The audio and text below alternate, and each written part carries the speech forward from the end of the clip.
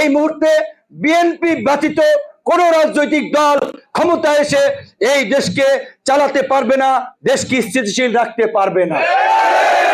আমরা ওই আন্দোলন সংগ্রাম থেকেই বিএনপির শীর্ষ নেতা থেকে শুরু করে তৃণমূলের সমস্ত নেতা কর্মীদের সাথে একটা আন্তরিক সম্পর্ক, এবং আগামীতে একটা নির্বাচিত সরকার আসলেও সেই সরকারকে অস্থিতিশীল করার জন্য ছদ্মবেশে অরাজনৈতিক প্ল্যাটফর্মে নানানভাবে আন্দোলন সংগ্রাম করে দেশকে অস্থিতিশীল করবে, ক্ষমতাকে চ্যালেঞ্জ করবে, আমাদেরকে এগিয়ে যেতে দেবে না, দেশ একটা সংকটের মধ্যে পড়বে। এই যে আপনারা দেখেছেন কিছুদিন আগে আমাদের আন্দোলন সংগ্রামের একজন তরুণ সৈনিক ওসমান হাদিকে প্রকাশ্য দিবালোকে গুলি করে হত্যা করেছে, এবং তার হত্যার প্রতিবাদে কিভাবে সারা দেশের মানুষ ফুঁসে উঠেছিল। এবং ওই ঘটনাকে কেন্দ্র করে বাংলাদেশের দুটো প্রথম সারির পত্রিকা, আন্তর্জাতিকভাবেও যাদেরকে চেনে, ডেইলি স্টার, প্রথম আলো অফিস জ্বালিয়ে পুড়িয়ে দুর্বৃত্তরা, বিপদগামীরা ছাই করে দিয়েছে। এই ধরনের ঘটনা যদি ওই দিন আরো চলতো, তারপরে দেখতেন কেউ কেউ পরের দিন টেলিভিশনে ঘোষণা দিয়া ফেলাইতো দেশ আজকে এক গভীর সংকটে, বিসমিল্লাহির রহমানির রহিম, এই সংকটে আমরা দায়িত্ব নিতে বাধ্য হচ্ছি। আলামত বুঝতে হচ্ছে এই ঘোষণা, সবাই তো কথার মর্মার্থ বুঝেন নাই, সিনিয়র নেতৃবৃন্দ বুঝছে। অর্থাৎ তৃতীয় পক্ষের হস্তক্ষেপ কিন্তু শুরু হয়ে যেত।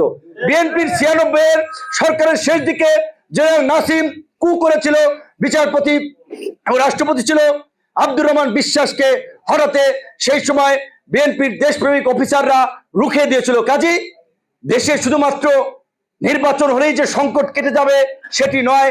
তাই আমরা মনে করি আমরা যারা যুগপৎ আন্দোলন করেছি তাদের দায়িত্ব আমরা আলাপ আলোচনা করে যে 31 দফা রাষ্ট্র সংস্কারের কর্মসূচি দিয়েছিলাম সেটার পূর্ণাঙ্গ বাস্তবায়ন, আগামী 5 বছরে একটি স্থিতিশীল সরকার দেশে প্রতিষ্ঠিত করে দেশের উন্নয়ন, মানুষের নিরাপত্তা এবং বিশ্ব অঙ্গনে বাংলাদেশকে একটি স্থিতিশীল রাষ্ট্র হিসেবে পরিচয় করিয়ে দেওয়া, তুলে ধরা, যাতে আমাদের দেশে বিদেশি বিনিয়োগ আসে, আমাদের দেশকে সবাই নিরাপদ মনে করে। তাই আমরা দেখেছি এই মুহূর্তে বিএনপি ব্যতীত কোন রাজনৈতিক দল ক্ষমতায় এসে এই দেশকে চালাতে পারবে না, দেশকে স্থিতিশীল রাখতে পারবে না।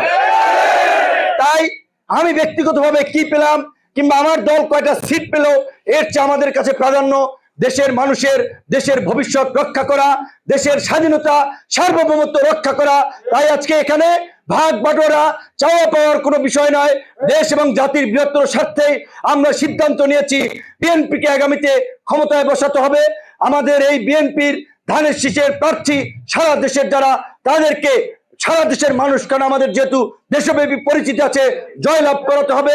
এবং বিএনপির মিত্র যে কয়েকজন যারা অন্য সিটে অন্য মার্কানে নির্বাচন করছে তাদেরকেই জয়লাভ করাতে হবে। তাই আমি আপনাদের সহযোগিতা চাই, আপনাদের আন্তরিকতা চাই। আমার অতীতের কোন আচার আচরণ ব্যবহারে কোথায় যদি কেউ কষ্ট পেয়ে থাকেন আমি তার জন্য ক্ষমা প্রার্থী, কিন্তু আমি এইটুকু বলতে পারি আমার জ্ঞাত সরে আমি কাউকে আঘাত দিয়ে কথা বলি নাই। আমি সবসময় এলাকার মানুষ হিসেবে, আপনার একটা বড় রাজনৈতিক দলের নেতা কর্মী, সবার সাথে সুসম্পর্ক রাখার চেষ্টা করেছি। আমাদের এই আসনে বাংলাদেশ জাতীয়তাবাদী দল থেকে 2 জন মনোনয়ন চেয়েছিলেন। আমাদের ঢাকা বিশ্ববিদ্যালয়ের, আমি যে বিশ্ববিদ্যালয় থেকে পড়াশোনা করেছি, হাসান মামুন আমাদের সকলের সম্মানিত, আমরা তার যে বিএনপির পাওয়ার পিরিয়ড থেকে শুরু করে এই ক্রাইসিস মোমেন্টে বিএনপির রাজনীতি করেছেন, তার অনেক ত্যাগ আছে। শিপলু ভাই, যার বাবা যিনি জীবনটাই দিয়ে গেল দলের জন্য, তিনি অনেক স্যাক্রিফাইস করেছেন। শিপলু ভাইও মনোনয়ন প্রত্যাশা করেছিল, কিন্তু বিএনপি তার যৌক্তিকতা বিচারে দেশ এবং আগামীর সরকার রাষ্ট্র পরিচালনার বৃহত্তর স্বার্থ বিবেচনায় এখানে গণ অধিকার পরিষদের প্রার্থী হিসেবে আমাকে সমর্থন দিয়েছে। আমি তাদের মনের ব্যথা বুঝি, আমি তাদের প্রতি সমর্থন জ্ঞাপন করি, সংহতি রাখি। এবং আমি এইটুকু বলতে পারি, আমি যদি এখান থেকে নির্বাচিত হই, আপনারাই যেভাবে আগে কার্যক্রম করেছেন একইভাবে এমপির কার্যক্রমও আপনারা করবেন। কারণ আমি জাতীয় পর্যায়ে রাজনীতি করি। আমি চাই দল মত নির্বিশেষে সকলকে নিয়েই এলাকার কার্যক্রমটা করতে, এবং বিশেষ করে আল্লাহ পাক আমাদের যে সম্মান, পরিচিতি, অবস্থান দিয়েছে সেইটাকে কাজে লাগিয়ে এই পিছিয়ে পড়া জনপদকে যদি কিছু দিতে পারি, সেটাই হবে আমার জীবনের সার্থকতা। আমি পরিষ্কারভাবেই বলি, আমাকে ঢাকা থেকে নির্বাচন করার জন্য চেয়ারম্যান সাহেব বলেছিল, তখন আমি বলেছিলাম আমি ডাকসুর ভিপি হয়েছি, আমার মানুষের আল্লাহ পাক কিছু কিছু মানুষকে ক্ষমতা দেন, সুযোগ দেন অন্য মানুষের উপকার করার জন্য। তো এই চরাঞ্চল পিছিয়ে পড়া মানুষকে এগিয়ে নিতেই এই অঞ্চল থেকে আমাকে হয়তো এই সম্মানটা দিয়েছেন, জাতীয় পর্যায়ে পরিচিত করেছেন। আমার ওই এলাকার মানুষের একটা হক আছে, আমি অন্তত একটিবার ওই এলাকা থেকে এমপি হয়ে মানুষের হক পূরণ করতে চাই। এই কারণে